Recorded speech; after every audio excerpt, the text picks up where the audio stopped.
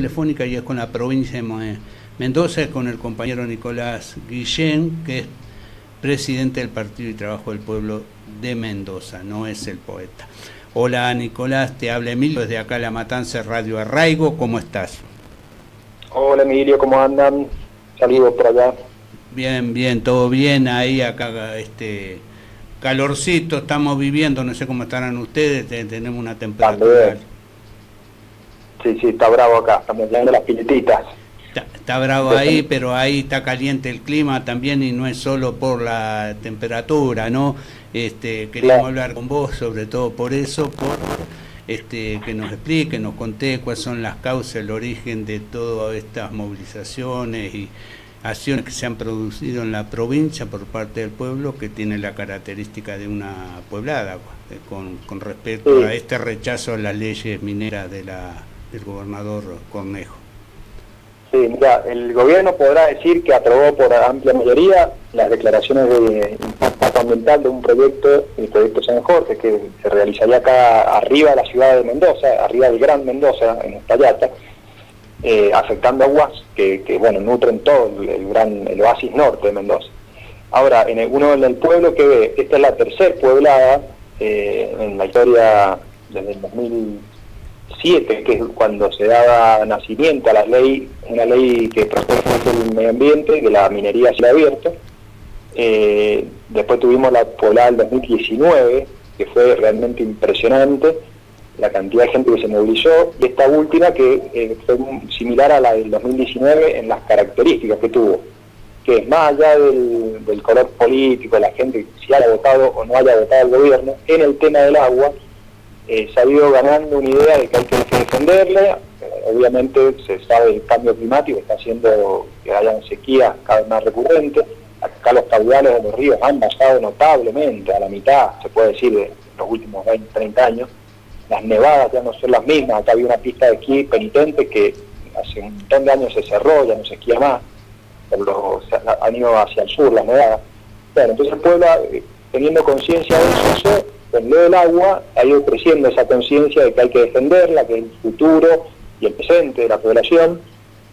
Por lo tanto, se dan estos fenómenos que salen los pueblos del interior, arranca ahí las movilizaciones, son cortes de ruta, pequeñas, de pequeño a grande. Es impresionante el reguero de luchas que han habido, tanto en el 19, y antes también, como te contaba, desde el área de la Barata. Y para ir ahora, la noticia de ahora, que el 9 de diciembre fue el día de la mayor manifestación, porque ahí se trataba en el Senado, dando la aprobación definitiva a esta declaración de impacto ambiental. Días previos a eso, hubieron cantidad de movilizaciones en todos los pueblos del interior, y todos marchando hacia el Gran Mendoza. O sea, empezaron 2 o 3 días antes en Uspallata, en el Valle de Uco, en el sur, en el este. Cantidad de reuniones, de manifestaciones, ruidazos que se le llaman, o aguazos también se le llaman.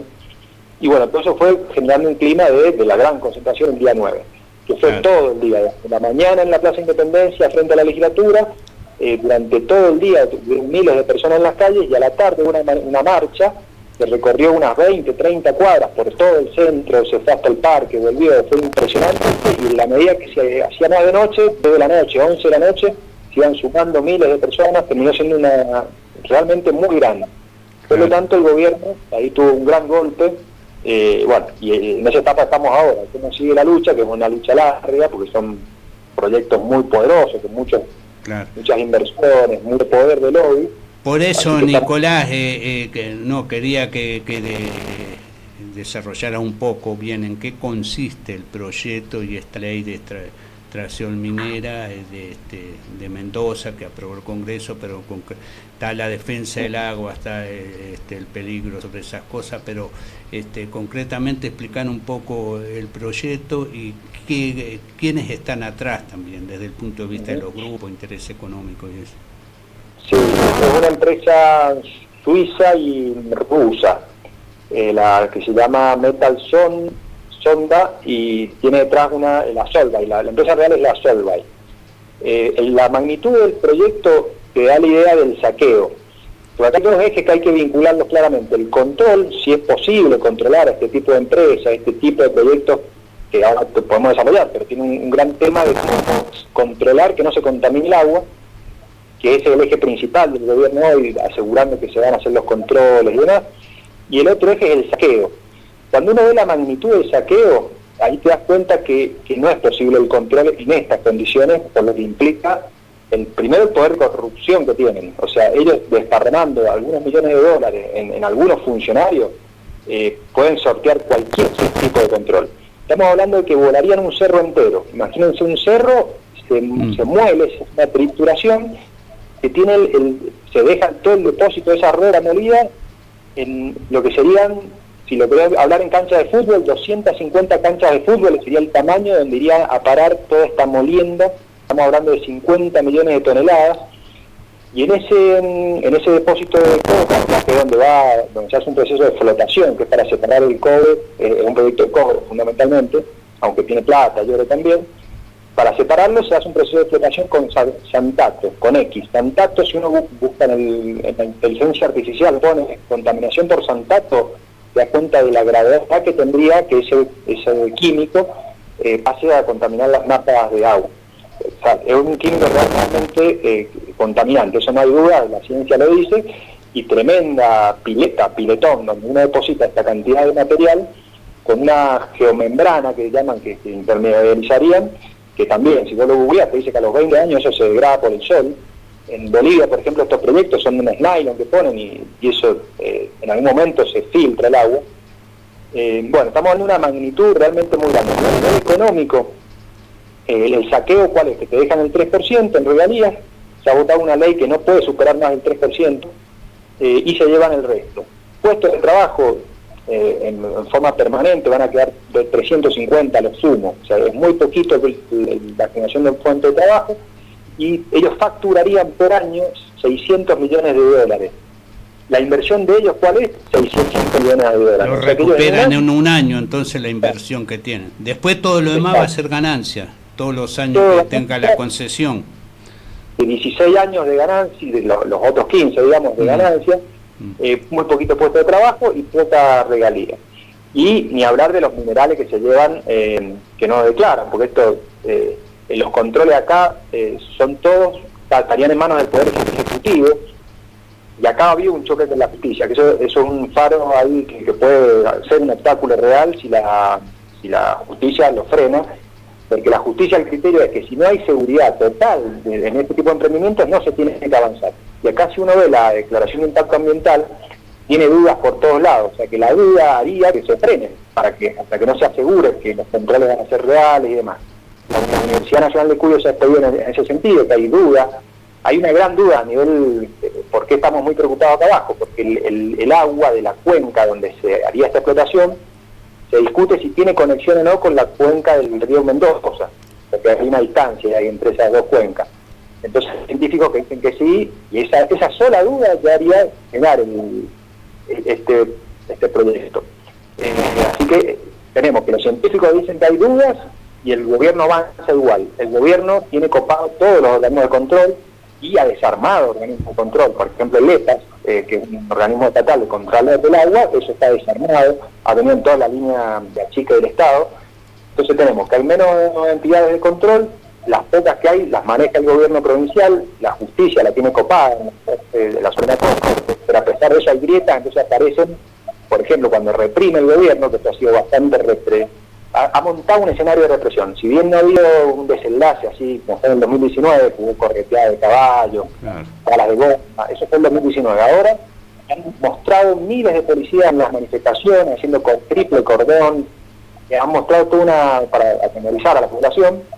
Bueno, la Corte Suprema acá ha sacado un comunicado diciendo que se ha excedido y le preocupa que se están pasando límites en cómo se está montando el escenario represivo en cuanto a detenciones arbitrarias, golpizas innecesarias a manifestantes y más. Así que bueno, no las tiene fácil el gobierno, a pesar de que tiene copado la legislatura, los medios de comunicación ni hablar. Eso ha sido un silencio y va a tener el parche del gobierno. O sea, toda la documentación de los medios ha sido muy funcional al proyecto minero. Así que ahí uno ve realmente que hay muchos dólares detrás de esto, y todos los medios locales se han alineado con esa postura de que ha sido un día histórico porque se va a hacer la minería en Mendoza y con todos esos argumentos. Bueno, tiene consenso arriba, pero no tiene consenso abajo, no tiene consenso social, tiene toda esta movilización que vos decís. La verdad que si bien ha aprobado la ley, no parece que no la tiene fácil el Cornejo y el gobierno provincial, y Milei que también, porque todo esto está en sintonía con las políticas nacionales, con lo que pasó en el RIG y con el proyecto de Milei. Exactamente, y ya un fenómeno político, ya para terminarte el cuadro, es que la representación de esta población que defiende su agua, Cornejo ha traicionado el cuidado del agua, y el Partido Justicialista, nuestros amigos que venimos unidos en muchos aspectos, bueno, en este punto no, han estado de acuerdo con el proyecto San Jorge. Por lo tanto, yo entiendo que hay como un vacío de representación y tendrían que aparecer manifestaciones políticas de los que realmente han sido coherentes con esta defensa del futuro de Mendoza, y tendrá que venir un crecimiento de los sectores que dentro del Frente Fuerza Patria hemos tenido posturas coherentes desde siempre, desde 2008 en adelante. Por lo tanto, bueno, sería un recrudecimiento en cuanto a sectores que están muy enojados con sus representantes políticos, tanto con los radicales como con el PJ también. Bueno, esto que sucede en Mendoza, desde el punto de vista de lo que estamos hablando, es de interés nacional y federal, que puede servir como plan piloto, porque hay varias provincias o gobernadores que están en la misma sintonía, aprovechando que votaron el proyecto RIG, la ley RIG, dentro de la ley base, de explotación de ese modo también de los recursos naturales, ¿no?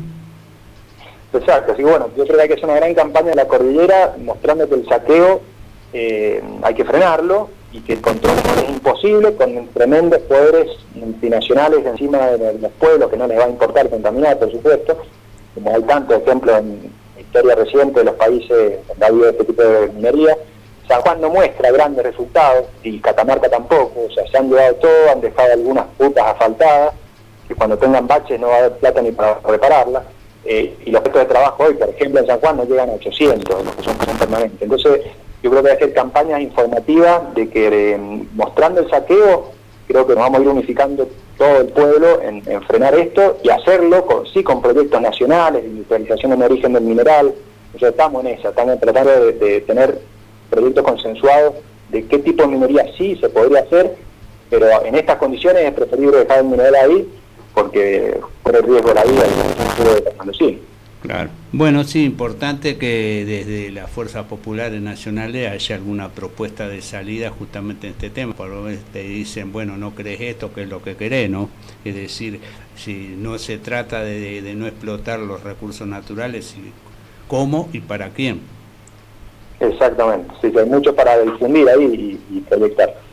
Ahí va. ¿Y cómo sigue ahora? Ya está aprobada la ley en la legislatura, estuvo toda esta pueblada, esto se puede extender, profundizar, ir a otros sectores. ¿Cómo lo ves vos? ¿Cómo sigue la pelea? Mirá, ahora después de ese gran directorio, que fue el 9, han seguido habiendo cantidad de manifestaciones en los pueblos, en distintas modalidades. Hay ruidazos. Mañana martes hay una marcha en la mañana en la Casa de Gobierno.